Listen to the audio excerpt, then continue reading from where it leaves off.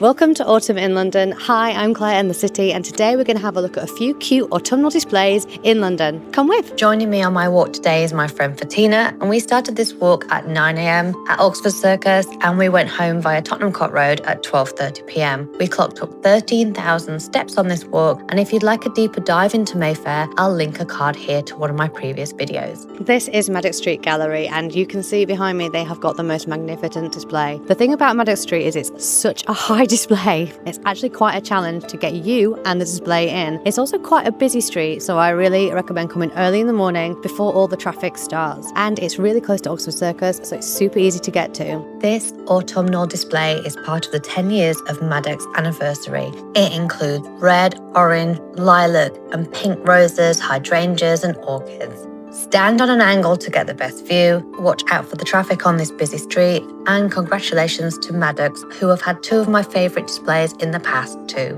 Now, let's go to the next one. Our next stop is 4 minutes walk away on Bond Street, which is Sotheby's. On the day we visited, it was the last day of a surrealist art and furniture exhibition. And in keeping with the exhibition, these beautiful golden eyes have taken over the outside of the building. But I still wanted to go in and show you it because there's a cute cafe inside and there's often exhibitions on. Just look how incredible and massive this area is. And we were invited in and welcome inside for free. So check your website if you're in the area. While you are on Bond Street, I recommend a walk down to look at all the autumnal window displays from Hermes, Dior, Louis Vuitton, Burberry, and it goes on. There's always creativity and inspiration from fashion brands. And morning is also a great time to visit because it is so much quieter. And on a sunny day, it's just absolutely perfect. It's also a great place to people watch. As you can see, Fatina and I are both wearing our autumn capes, and you'll see Londoners wearing jeans with pumps and skirts with boots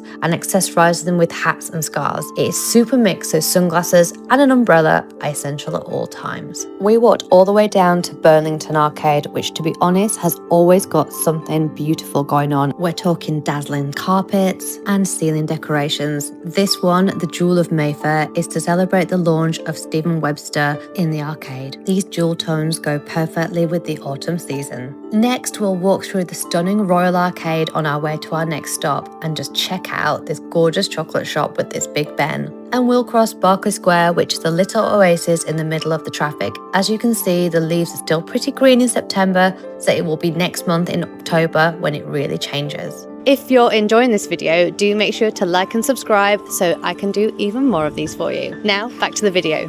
I'm outside Annabel's, which has got this amazing installation up at the moment, and they quite often change their displays throughout the year. So it's well worth having a look at their Instagram and seeing what their latest creation is if you're in town. This has gone up in September, and I believe it's going to be up for the whole month. It's definitely worth coming by.